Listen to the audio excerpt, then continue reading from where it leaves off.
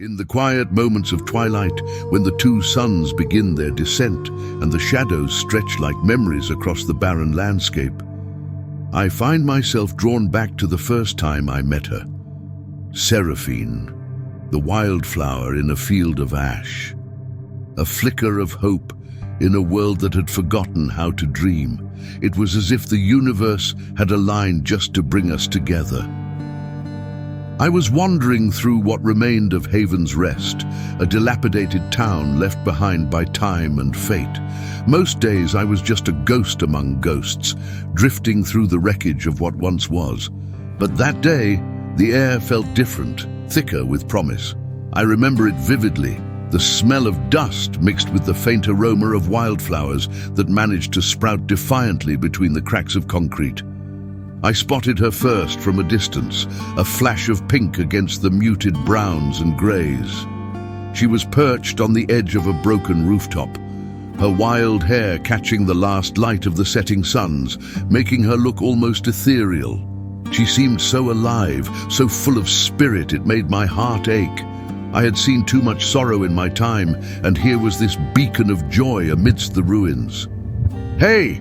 I called out, my voice sounding raspy from disuse. It felt strange to break the silence that had become my constant companion. She turned, those deep, expressive eyes meeting mine, and for a moment, the world paused. "Who are you?" she asked, her voice a melody that danced in the air. "I'm just a traveler," I replied, trying to keep my tone light, masking the weight I carried. "I didn't expect to find anyone out here." "Out here?"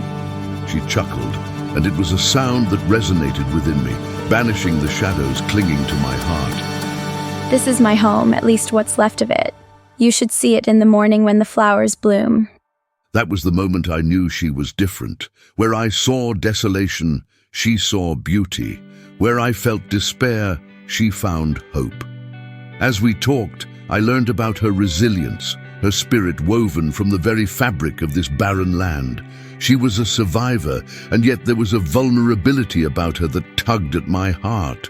But it wasn't all light and laughter. In her eyes I saw flickers of sadness, memories etched in shadows. As she spoke of her past, fragments of her life unfolded, the loss of her family, the battles fought against the cruel elements of this world. She was no stranger to pain, but somehow she had learned to dance with it. "Sometimes I feel like the emptiness is closing in, she admitted, her voice lowering as if sharing a secret. but then I remind myself that it's just a moment, just like the night gives way to dawn." Her wisdom astonished me. It felt as if she had taken the weight of the universe on her shoulders and turned it into something beautiful. In that moment, I realized how fragile she was, and how easily the world could crush someone with her spirit. But that day was just the beginning. Over the following weeks, we forged a bond as resilient as the wildflowers sprouting through the ashes. I learned of her strengths, her fierce loyalty, her ability to find joy in the smallest moments. She taught me to appreciate the sunsets and the whispers of the wind, the things I had long taken for granted. Yet with every laugh, I became painfully aware of her weaknesses, her fear of loss, the scars she carried deep within her heart. She was a paradox, fierce yet fragile, strong yet haunted. In our moments of quiet, when the world around us was silent, she would share her dreams of a life beyond the ruins, of love that could thrive even in desolation. I listened, captivated, knowing that the world we lived in was harsh and unforgiving. But Seraphine made me believe that maybe, just maybe, there was still beauty to be found in this desolate existence. I often found myself drawn to her wild spirit, her laughter echoing in the desolate landscape. But I also felt an unsettling weight in my chest, a fear that this paradise we had built among the ruins was fragile, that one day it would shatter, leaving me to face the emptiness alone. In the twilight of our friendship, as the twin suns set and the stars began to twinkle in the darkening sky, I made a vow to protect her, to cherish every fleeting moment. I didn't know what the future held, but I was determined to embrace it with her, to face the big empty together. But then, as life would have it, things began to change. The shadows loomed larger, and the weight of the past began to press upon us. I learned that love is not just a sanctuary, it can also be a battlefield. And as the winds shifted, I could feel the big empty creeping in, threatening to swallow us whole. They say you never forget your first glimpse of true companionship. And for me, it happened in the remnants of Haven's Rest, the place I call home. I remember the day vividly, as if the universe conspired to orchestrate that moment. When Rowan walked into my life, he was like a sudden gust of wind, stirring the dust and bringing the scent of possibility. I was sitting on the edge of a broken rooftop, surveying the desolation that surrounded me. The twin suns hung low in the sky, casting long shadows over the crumbling remains of what used to be. I found solace in my perch, where the world felt a little less suffocating. But as I glanced below, I saw him, a silhouette against the backdrop of decay. "Hey!" He called up to me, and his voice broke through the silence like music. I didn't expect anyone else to be here, let alone someone who looked so alive. There was a warmth in his tone that ignited something within me, a flicker of hope I thought I had lost. "Who are you?" I asked, curiosity lacing my words. I wanted to know what brought him to this desolate place, what dreams he carried in his heart. His answer came easily, a simple, just a traveler. Yet it felt deeper than that. He was here to find something, just as I was, perhaps even to find me. As we talked, I felt an immediate connection, a bond forged in the fires of our shared loneliness. He listened as I spoke about the wildflowers that bloomed defiantly amidst the rubble, how I'd learned to find beauty in the strangest places. I was surprised at how easily I opened up to him, sharing the pieces of myself that I usually kept hidden. But in the back of my mind, I felt the familiar tug of my fears. I had built walls to protect myself, layers of armor that shielded my heart from the pain of loss. I knew the world could be cruel, and it often took from me what I held dear. Yet with Rowan, I felt a pull to let those defenses down, to embrace the possibility of connection. Days turned into weeks, and Rowan became a part of my life in a way I hadn't anticipated. We explored the ruins together, searching for remnants of the past that still held meaning. He saw me not just the girl surviving in a barren wasteland, but the woman with dreams, fears, and laughter. One evening, we sat beneath the stars, the world bathed in silver light. I remember turning to him, a question bubbling in my chest. "Do you think there's hope for us?" I asked, my voice barely above a whisper. It was a question I had been afraid to voice, fearing the answer would echo my past disappointments. Rowan's gaze was steady, and for a moment I saw my reflection in his eyes. "I believe hope is like those wildflowers," he said softly. "It finds a way to thrive even in the harshest conditions. As long as we're here together, we can create our own garden." His words were a balm to my soul. I could feel the walls I had built around my heart start to crumble. Yet amidst the growing closeness, shadows loomed larger, remnants of my past that whispered doubts into my mind. The big empty lingered in the corners of my heart, reminding me that with every connection came the potential for loss. As our bond deepened, I wrestled with the fear of losing him. The thought sent shivers through me. I had seen too many people leave, Too many loved ones fade into the distance. I didn't want to lose this light that had pierced the darkness of my existence. I often found myself caught in the paradox of joy and sorrow. I longed for closeness, yet the specter of abandonment haunted my every step. With every shared laugh, every whispered dream, I feared the inevitable fallout. Could I allow myself to love without losing? And so, I began to retreat, to build those walls again. I would smile and laugh, but inside I battled with the urge to pull away, to protect myself from the inevitable heartache.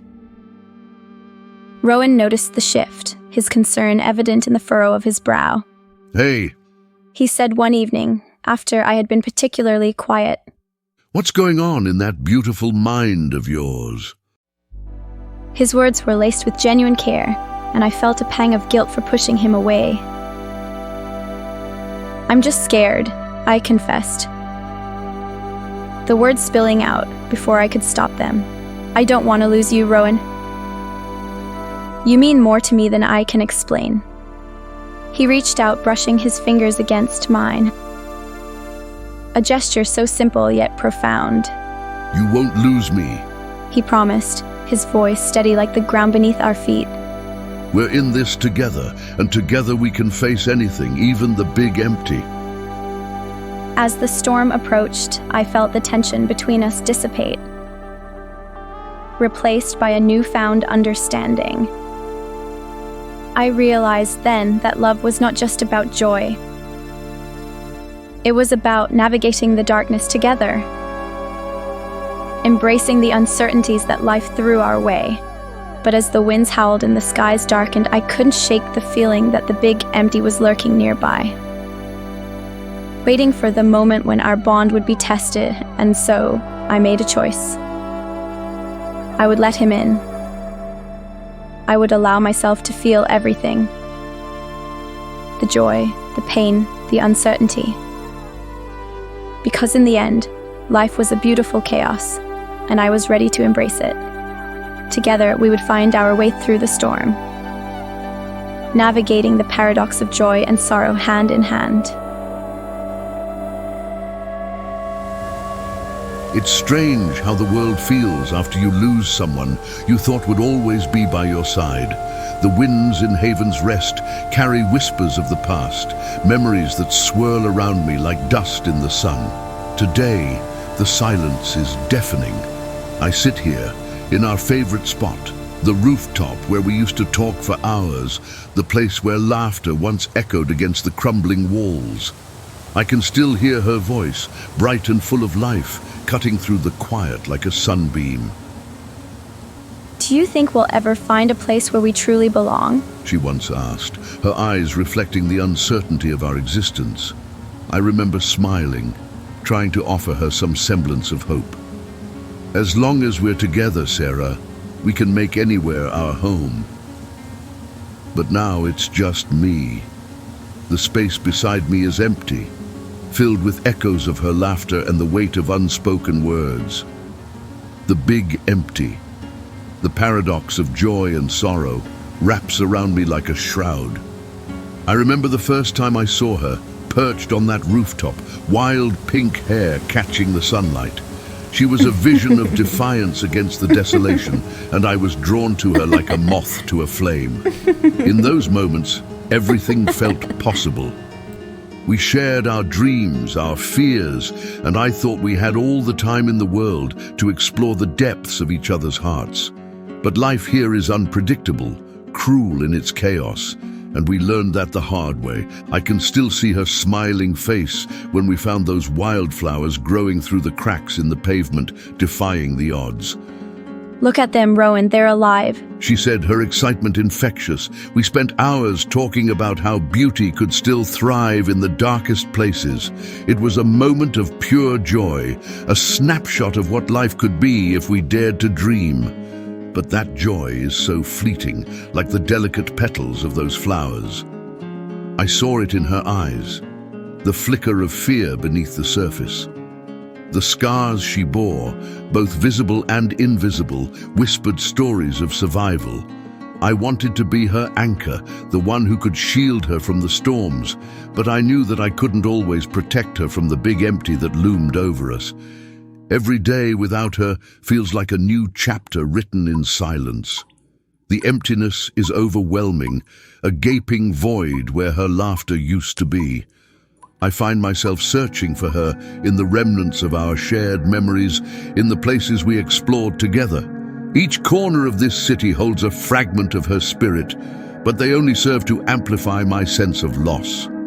In the days that followed her departure, I wandered through the ruins, clutching onto memories like lifelines.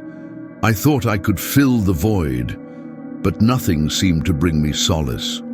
The flowers we once admired wilted in my hands, reminders of how fleeting beauty can be. I keep telling myself it's not the end, that she's still out there, navigating her own journey in a world that feels more barren without her by my side. I think of the last time we sat on this rooftop, how we promised to always look out for one another. It feels like a promise unfulfilled, a thread pulled taut. Yet amidst the darkness, I feel her spirit lingering. It whispers to me in the quiet moments, reminding me of the joy we shared, the laughter that filled the air. I remember her words. Hope is like those wild flowers. She wouldn't want me to be consumed by grief. She would want me to find beauty in the chaos. And so, I choose to remember her not in the pain of her absence, but in the beauty she brought to my life. She taught me that even in the big empty, there could be moments of joy. I carry her with me, like a flame flickering in the darkness, guiding me through the shadows. As I sit here on this rooftop, I realize that the emptiness will always be a part of me, but it doesn't have to define me. Seraphine's laughter will echo in my heart, a reminder that love is a force that transcends even the deepest sorrow. So here I am, ready to embrace the journey ahead. I will honor her memory by continuing to seek out the beauty that still exists in this world. I'll find new wildflowers to celebrate, and with every step I take, I'll carry her spirit with me. The big empty may always linger, but it will never extinguish the light she brought into my life. I will create a new garden of memories, one that honors our love and the joy we shared amidst the ruins. I've wandered through shadows, through broken skies,